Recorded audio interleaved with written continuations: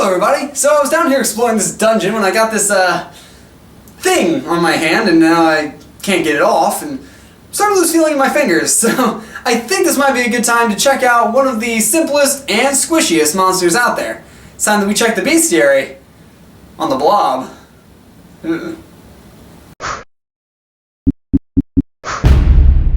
Slimes, oozes, and creeping blobs seem to bubble up all over the place. Movies, video games, tabletop adventures. But no matter where they appear, monster blobs always share a few key traits.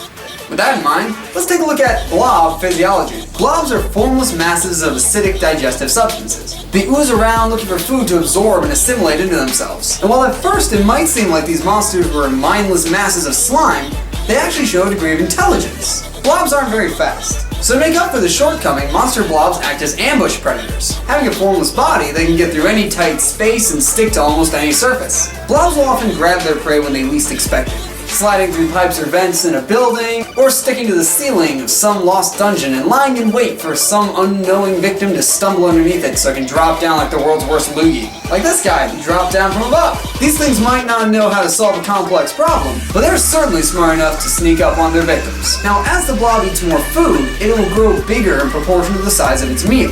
Nothing goes to waste when it comes to how these things eat. Everything that can be digested is dissolved and assimilated to make the creature bigger, while everything that can't be digested, it just kind of floats around inside of it. The limits of what they can and can't dissolve varies from blob to blob, but most can only dissolve organic matter. But that makes sense, considering how organic matter is what they would need to get energy and create more of their own blobbiness. But creatures like these aren't just confined to movie screens. In fact, you could probably find some out in your backyard right now. See, the behaviors of a monster blob very closely resemble the behaviors of a real-world creature called a slime mold. Even though they aren't actually fungus, instead they're members of kingdom Protista. Slime molds are made up of millions of microscopic organisms, similar to amoebas. If we were to zoom way in on one of these slime molds, we would actually see a bunch of tiny creatures all acting like one of the movie blobs do. When one of the pros finds food, it wraps around it and digests it, brings it into itself so it can multiply and create more babies of itself. The cool part is that when food gets scarce, all of these protists will actually come together to create one massive blob. Once this blob is formed, it can move faster than any individual protist would on its own. They clump together like this so they can go find more food for the entire group or escape hostile conditions. These slime balls are smart too. Smart enough to find the fastest way through a maze to get to food and avoid obstacles around them. These things are so cool. You gotta be at least a little impressed with them, and I'm sure the scientific community loves them and gives them respect with names like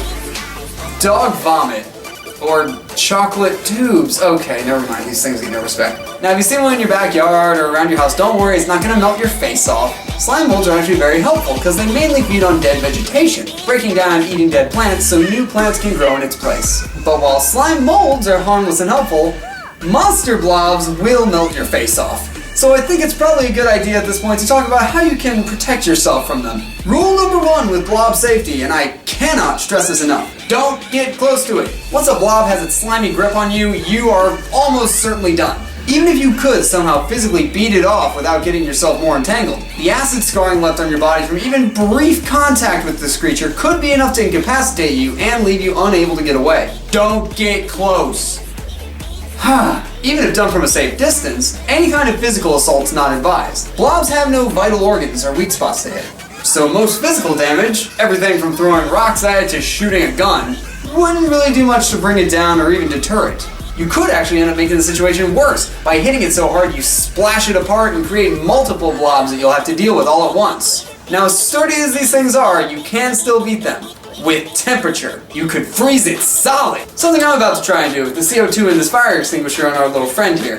Monster blobs are made up of a semi-solid liquid, meaning they are just as susceptible as any other liquid to freezing into a solid state. If you can cool a monster blob off enough, it'll freeze solid, meaning that it won't be able to come after you anymore. However, you'll need to make sure it stays cold because this won't kill it. If the blob thaws out, it'll be right back on its rampage, as dangerous as ever. Now, if you want to totally destroy one of these things, turn the temperature up. It's possible to melt these creatures or burn them away. Flamethrowers, napalm, throwing them in a volcano, anything it takes to melt these things, as long as you make sure you get all of it. Because if even a tiny piece of a monster blob gets away, it could reform somewhere else. There we go. My arm's now free, if stained a little bit, and I have an adorable new pet. Look at him in there. Who's my little acidic monster? So now that we know what a monster blob is and how to protect ourselves from it, it's time for the important question. If all good monsters represent a real-world human fear, what fear do blobs represent? For such a simple monster, I think they actually represent a lot of different fears. Firstly, the blob represents a loss of individuality and agency. The way the blob melts its prey into more of itself implies more than just the death of the victim. It represents that victim becoming a part of the monster. They lose their body, their mind, their lives, their humanity, while the monster becomes bigger, stronger, and more dangerous to others. The second fear the blob represents is the fear of escalation. Throughout history, we see examples of how small groups or events can grow into massive threats. The blob starts off small and unassuming, but with every person it incorporates, it gets bigger, stronger, and more dangerous. And the third fear associated with the blob is that it could potentially end the world. Think about it, if the blob just kept growing, eventually it would cover the entire planet. This is an end of the world scenario commonly called the gray goo scenario, where something that can replicate itself destroys all life on the planet by reproducing. And I think that anything that could potentially wipe out all life as we know it is pretty scary to think about. So that's the blob, a creature that's more than meets the eye. Whether they came here on a meteor from outer space, come crawling through a forgotten dungeon, or just like breaking down plants in your backyard, Liffy is dead! monster blobs are a simple creature with plenty of horror potential. Thank you very much for watching, and until next time, if your sink's backed up,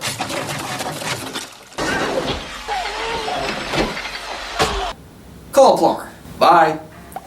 Beware of the blob, it creeps and leaps. I shall call him Squishy, and he shall be mine, and he shall be my Squishy. Hope you enjoyed this episode of Check the Bestiary. To learn more about all the monsters there are out there, click on the left-hand side of the screen, and that'll take you to the Check the Bestiary playlist. So there's a lot out there that want to eat you alive. So if you want to survive, you should probably subscribe. If you want to see how I made the slime that was on my hand in this video, you can click right here on the top right. And if you like seeing me get slime splattered on me, click on the bottom right to see another video where I got kind of messy. And at this point I'm rambling, so I will see you later. Bye!